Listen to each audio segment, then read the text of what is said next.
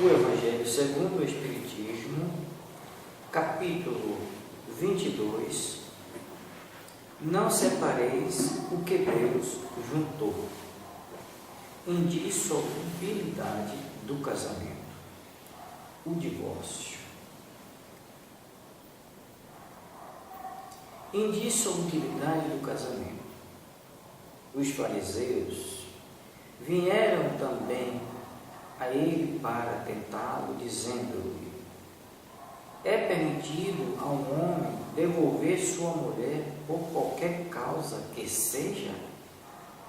Ele lhes respondeu: não leste que aquele que criou o homem desde o princípio os criou macho e fêmea? E que foi dito: por essa razão o homem deixará seu pai e sua mãe e se ligará à sua mulher, e não farão mais os dois senão uma só carne. Assim, eles não serão mais dois, mas uma só carne. Que o homem, pois, não separe o que Deus juntou. Mas, por que, pois, disseram-lhe?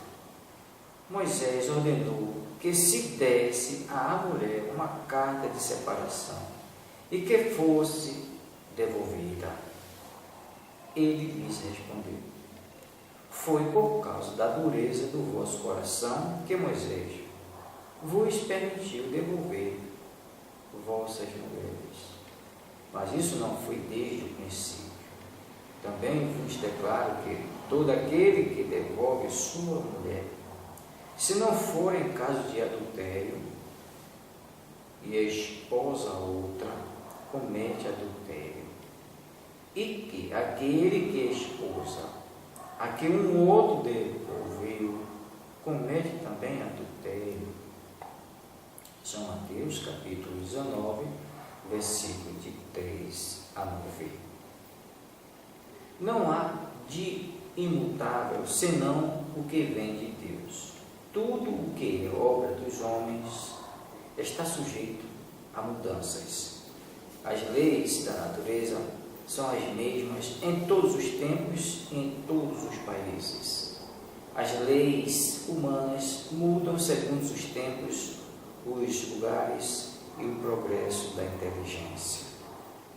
No casamento, o que é de ordem divina é a união dos sexos para operar a renovação dos seres que morrem. Mas as condições que regulam essa união são de ordem tão humana que não há no mundo inteiro o mesmo na cristandade. Dois países em que elas sejam absolutamente as mesmas e que não haja um em que elas não tenham sofrido mudanças com o tempo. Disso resulta que, aos olhos da lei civil, o que é legítimo num país, em uma época, é adultério num outro país e noutro tempo. Isso porque a lei civil tem por objetivo regular os interesses das famílias. E esses interesses variam segundo os costumes e as necessidades locais. É assim que, por exemplo, em certos países, só o casamento religioso é legítimo. Em outros, é preciso também o casamento civil. Noutros, enfim, só o casamento civil basta. Mas, na união dos sexos, ao lado da lei divina material comum a todos os seres vivos, há uma outra lei divina, imutável, como todas as leis de Deus, exclusivamente moral, e que é a lei de amor. Deus quis que os seres estivessem unidos não somente pelos laços da carne, mas pelos da alma, a fim de que a afeição mútua dos esposos se transportasse para seus filhos, e que eles fossem dois em lugar de um, a amá-los, a cuidá-los e fazê-los progredir. nas condições ordinárias do casamento, foi levada em conta essa lei de amor? De nenhum modo. O que se consulta não é a afeição de dois seres que um mútuo sentimento atrai um para o outro, uma vez que, o mais frequentemente, se rompe essa afeição. O que se procura não é a satisfação do coração, mas o do orgulho, da vaidade e da cupidez. Numa palavra, de todos os interesses materiais. Quando tudo está bem, segundo esses interesses, diz-se que o casamento é conveniente. E quando as bolsas estão bem combinadas, diz-se que os esposos o estão igualmente e devem ser bem felizes. Mas nem a lei civil, nem os compromissos que ela faz contrair podem suprir a lei do amor, se esta lei não preside a união. Isso resulta que, frequentemente, o que se une à força se separa por si mesmo. Que o juramento que se pronuncia ao pé do altar torna-se um perjúrio seguido com uma fórmula banal. Daí as uniões infelizes que acabam por tornar-se criminosas. Dupla infelicidade que se evitaria se nas condições do casamento não se fizesse abstração da única lei que o sanciona aos olhos de Deus, a lei de amor. Quando Deus diz: vós não sereis senão uma mesma carne. E quando Jesus diz: vós não separareis, o que Deus uniu. Isso se deve entender da união segundo a lei imutável de Deus, e não segundo a lei variável dos homens. A lei civil é, pois, supérflua, e é preciso retornar ao casamento segundo a natureza? Não, certamente. A lei civil tem por objetivo regular as relações sociais e os interesses das famílias, segundo as exigências da civilização.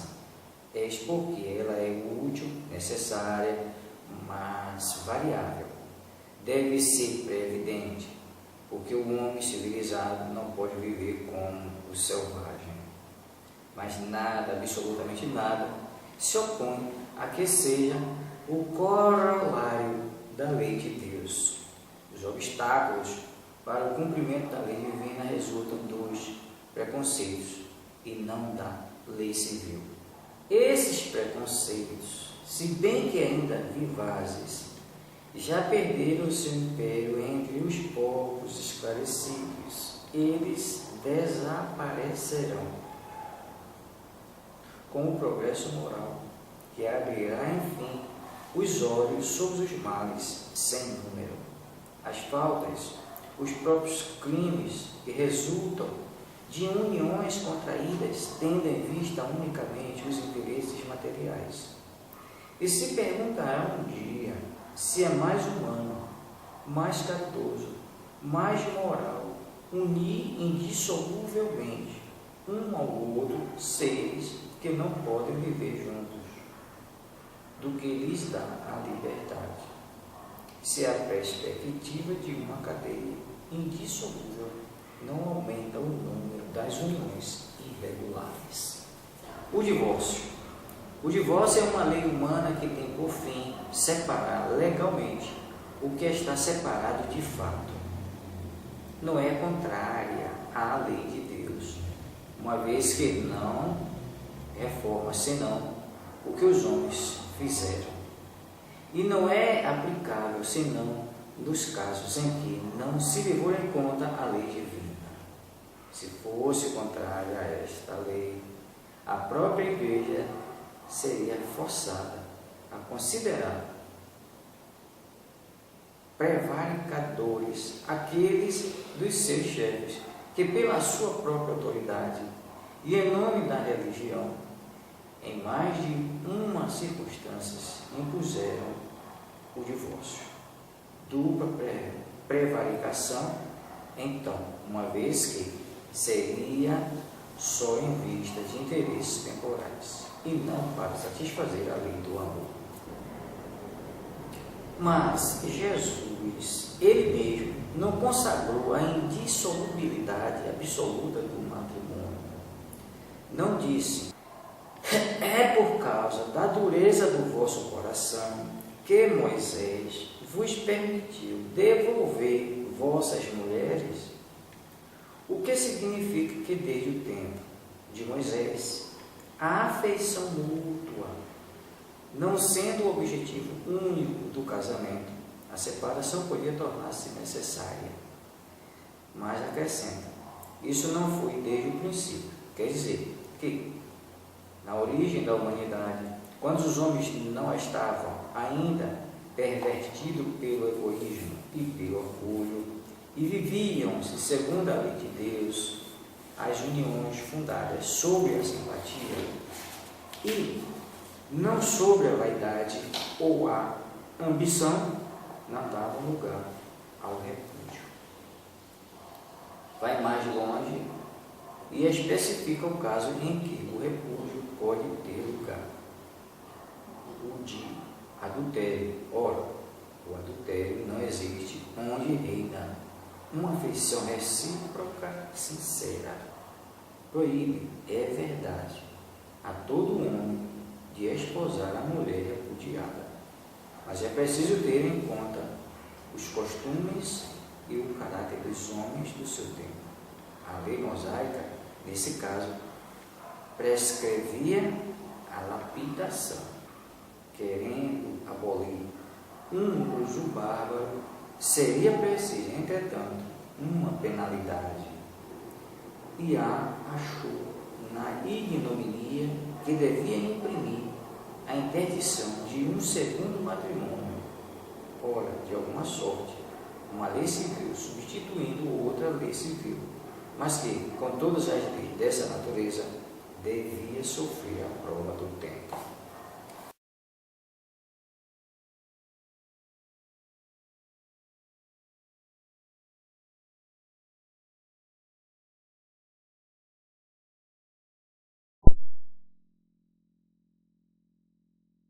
Em conclusão, no casamento, o que é de ordem divina é a união dos sexos, para que se opere a substituição dos seres que morrem, mas as condições que regulam essa união são de tal modo humanas, que não há, no mundo inteiro, nem mesmo na cristandade, dois países onde elas sejam absolutamente idênticas, e nenhum onde não hajam, com o tempo, sofrido mudanças. 2. Confessão, nas condições ordinárias do casamento, a lei de amor é tida em consideração? De modo nenhum. Não se leva em conta a afeição de dois seres que, por sentimentos recíprocos, se atraem um para o outro, visto que, as mais das vezes, essa afeição é rompida. O de que se cogita, não é da satisfação do coração, sim do orgulho, da vaidade, da cupidez. Numa palavra, de todos os interesses materiais. Quando tudo vai pelo melhor consoante esses interesses, diz-se que o casamento é de conveniência e, quando as bolsas estão bem acumuladas, diz-se que os esposos igualmente são muito felizes hão de ser. 3. Confessão, mas, nem mesmo Jesus consagrou a indissolubilidade absoluta do casamento. Não disse ele: foi por causa da dureza dos vossos corações que Moisés permitiu despedisseis vossas mulheres? Isso significa que, já ao tempo de Moisés, não sendo a afeição mútua a única determinante do casamento, a separação podia tornar-se necessária. Acrescenta, porém, no princípio, não foi assim, isto é, na origem da humanidade, quando os homens ainda não estavam pervertidos pelo egoísmo e pelo orgulho e viviam segundo a lei de Deus, as uniões, derivando da simpatia, e não da vaidade ou da ambição, nenhum se ajudavam ao repúdio. Vai mais longe, especifica o caso em que pode dar-se o repúdio, o de adultério. Ora, não existe adultério onde reina sincera afeição recíproca. É verdade que ele proíbe ao homem desposar a mulher repudiada, mas, cumpre-se tenham em vista os costumes e o caráter dos homens daquela época. A lei mosaica, nesse caso, prescrevia a lapidação. Querendo abolir um uso bárbaro, precisou de uma penalidade que o substituísse e encontrou no opróbrio que adviria da proibição de um segundo casamento.